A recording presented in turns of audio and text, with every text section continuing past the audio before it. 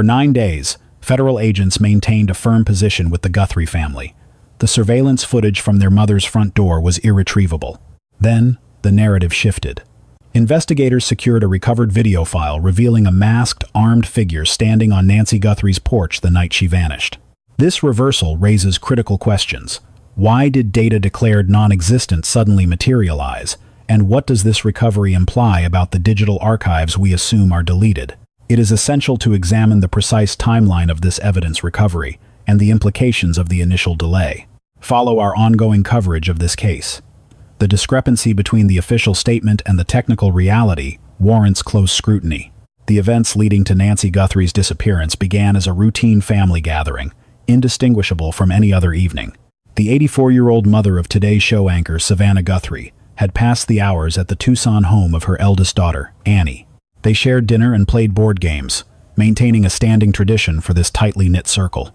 Although Nancy maintained her independence in a separate residence, she remained deeply integrated into the daily lives of her children and grandchildren.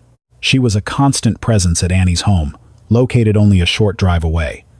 That night, at approximately 9:45 p.m., a family member, an individual the Pima County Sheriff's Department initially declined to name publicly, transported Nancy back to her own residence. This short transit would mark the final confirmed sighting of Nancy Guthrie. Given her age and a medical history requiring a strict regimen of daily pharmaceuticals, Nancy's sudden absence presented an immediate and escalating threat to her survival. Her family understood that without her specific prescriptions, her health would deteriorate rapidly. The timeline for her safe return was dictated by her medical needs. When the news of her mother's disappearance reached Savannah Guthrie the following morning, the reaction was instant and devastating. As a co-anchor of NBC's Today Show, Savannah was accustomed to delivering the headlines. Now, she was the subject of them. She was no longer the journalist covering a crisis, but a daughter forced to navigate one. The investigation garnered immediate national coverage, driven not only by Savannah's public profile, but by the disturbing nature of the facts. An elderly woman removed from her secure residence in the night, leaving no trace. The Pima County Sheriff's Department mobilized quickly, yet the initial phase of the inquiry yielded little actionable evidence. Physical signs at the scene were sparse, though investigators noted a back door left standing open, a clear indication that her departure was not voluntary. However, the absence of eyewitnesses and the lack of immediate surveillance video left detectives with a significant blind spot. The timeline was established. Nancy was dropped off at 9:45 p.m., yet her absence was not noted until the following day. The central question remained: what transpired in those quiet hours? Without objective data, the answer appeared out of reach. The discovery of a Google Nest doorbell camera at the front entrance offered a brief glimmer of optimism for investigators. These devices are designed to capture high-definition footage of any motion near the entryway, often providing the critical identification needed in abduction inquiries. For the family, this camera represented the single best chance of understanding Nancy's fate. That expectation was dismantled when FBI agents, in consultation with Google Nest technical support, relayed the findings.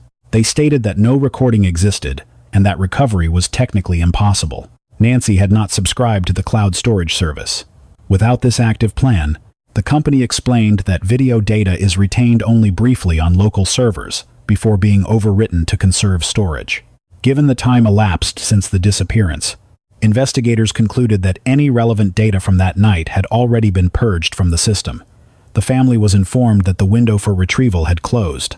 The file was reportedly gone, wiped from the servers with no backup available. At the time, the explanation appeared consistent with standard industry practices regarding data retention. These platforms rely on subscription models for long-term storage. Without payment, archiving is generally disabled. Law enforcement accepted this limitation as a dead end. For 9 days, the inquiry moved forward without the single piece of evidence that could identify the perpetrator. This period was crucial. As Nancy's medication supply dwindled, the abductor gained a significant head start. While the family issued public pleas for information, and Savannah utilized her national platform to generate thousands of leads, the lack of visual evidence left the investigation without a clear direction. Investigators were operating with 0 leads, no physical description, no vehicle identification, and no verified timeline for when the abduction occurred.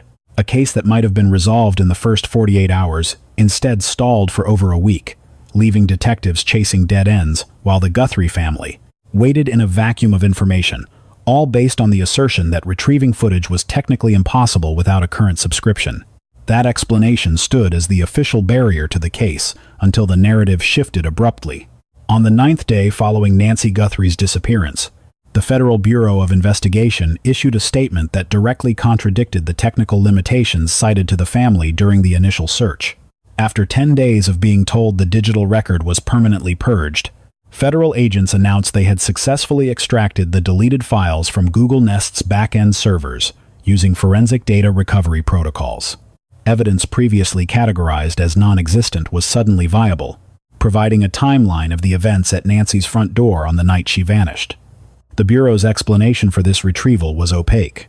They stated that by leveraging federal authority and engaging directly with the provider, they bypassed the consumer-level restrictions that supposedly prevented access to the archived server data. The implication was that federal agencies possess specific legal or technical keys to unlock data vaults that remain closed to local departments and standard tech support.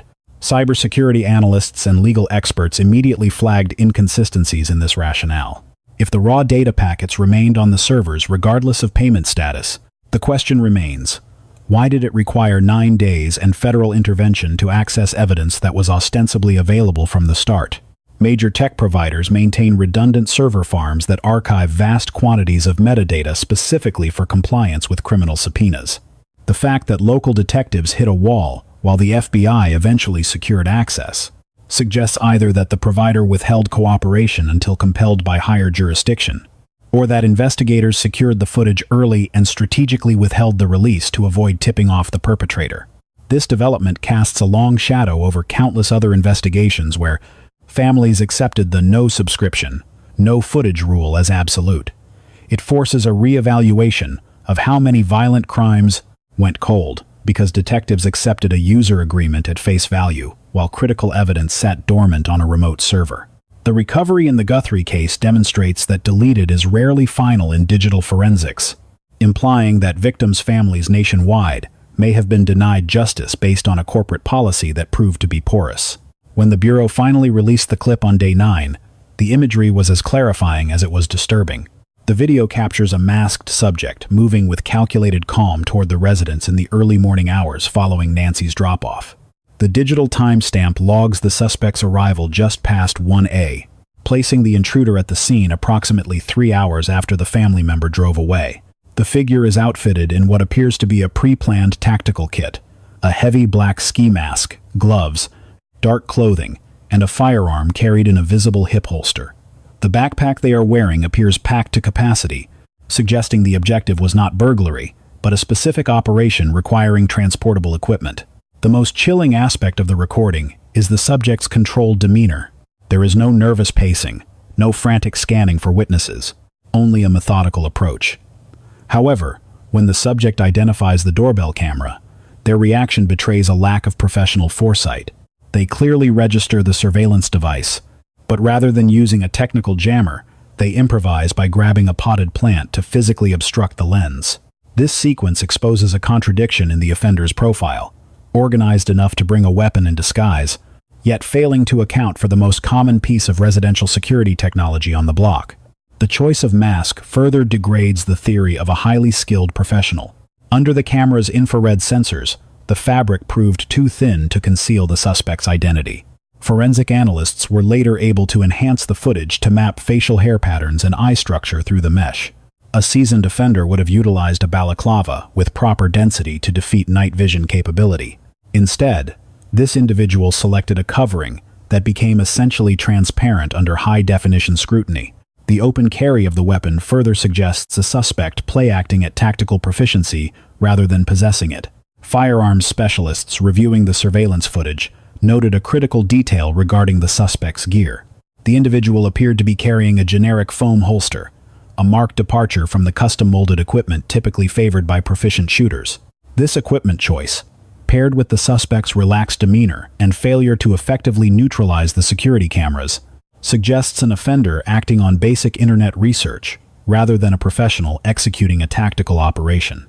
The investigation took a complex turn days later when a demand for Bitcoin surfaced, introducing a potentially deceptive layer to the timeline. Multiple news organizations, including TMZ and Tucson affiliate K-G-U-N, reported receiving identical communications, claiming responsibility for the abduction and demanding $6 million in cryptocurrency to prevent harm to Nancy Guthrie. Digital currency has become a standard tool in modern extortion schemes due to its decentralized nature. While often perceived as anonymous, these transactions offer law enforcement distinct tracking challenges, unlike wire transfers or cash drops. However, inconsistencies in the demand letter immediately drew scrutiny regarding its authenticity. Early statements from the Guthrie family indicated they were treating the threat as credible and were prepared to meet the financial terms. Given Savannah Guthrie's position in network news, the $6 million sum was technically feasible, though substantial. The initial payment window closed without any transfer of funds or activity on the blockchain. A subsequent deadline was established for Monday at 7 p.m., with the family maintaining their stance on cooperation. Yet, as the hour drew near, the family's public strategy underwent a distinct pivot. Savannah Guthrie released a video statement that abandoned the previous tone of negotiation. Appearing solitary and composed, she addressed the camera with resolve, shifting away from the frantic energy of earlier pleas. Instead of bargaining, she appealed for community assistance, a move indicating the family no longer believed they were dealing with actual captors. This adjustment likely stemmed from intelligence provided by federal authorities, suggesting the ransom notes were an opportunistic hoax intended to exploit the family's visibility. The Monday deadline passed with the designated wallet remaining empty. No assets were transferred, and communication from the self-proclaimed kidnappers ceased. Silence followed until Tuesday evening, shortly after the release of the Doorbell video, when activity was finally detected. K-G-U-N confirmed a deposit of $300 into the target account, a fraction of the requested $6 million. Theories emerged that this transaction was a probe to test if the wallet was under federal surveillance. Alternatively, it may have been the work of an unrelated third party seeking to inject chaos into the investigation. Private investigator Steve Fisher, who has tracked the case's digital footprint, emphasized that cryptocurrency ledgers are public records available for inspection by any user. Once an address is leaked, it becomes accessible to the general public, complicating the evidentiary trail.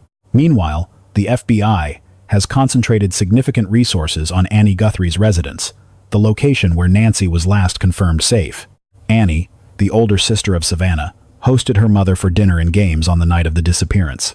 It was from this Tucson home that Nancy departed before vanishing.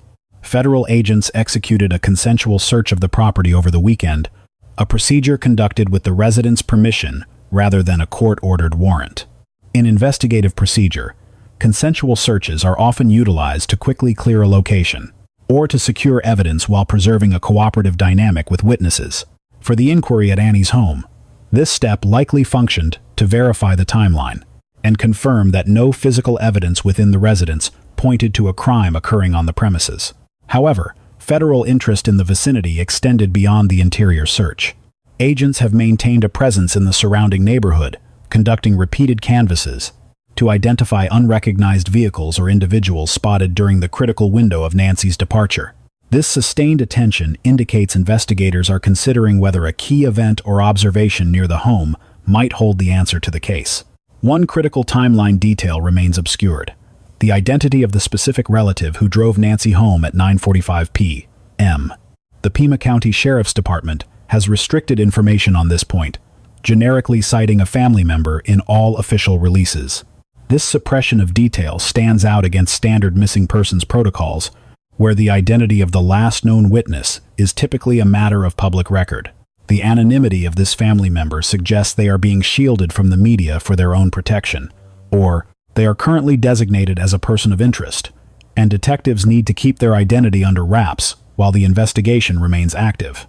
A closer review of the entryway footage reveals another critical evidentiary detail: a business card from Adult Protective Services taped to the front door. APS agencies are mandated to investigate reports regarding the abuse, neglect, or financial exploitation of at-risk seniors. That card indicates Nancy was already on the agency's radar, either because she had reached out to report that she felt threatened, or because a third party had filed a formal report alleging she was in danger. Once that video was released to the public on Tuesday night, The law enforcement reaction was immediate and substantial, highlighting the severity of the threat. Within hours of the intruder's image hitting the airwaves, the Pima County Sheriff's Department mobilized its SWAT unit, with armored Bearcat vehicles observed rolling out of headquarters toward undisclosed targets in the Tucson metro area. The activation of tactical teams suggests police had isolated a specific location and were preparing for a high-risk entry, requiring specialized ballistics and breach equipment. Patrol officers do not handle barricaded suspects, armed subjects, or active hostage scenarios. Those situations require the precise tactical capabilities of a SWAT team.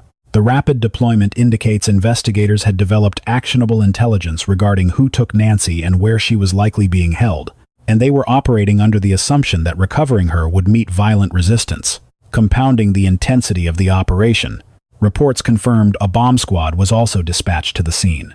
These units are only deployed when there is credible suspicion of explosive devices, a detail that adds a disturbing layer to the profile of Nancy's abductor. Did intelligence indicate the suspect possessed IEDs?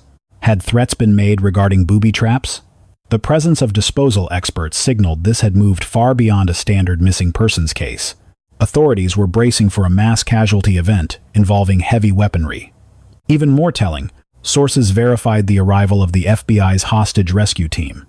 The HRT is the Bureau's Tier 1 tactical unit, the domestic equivalent of a Navy SEAL team.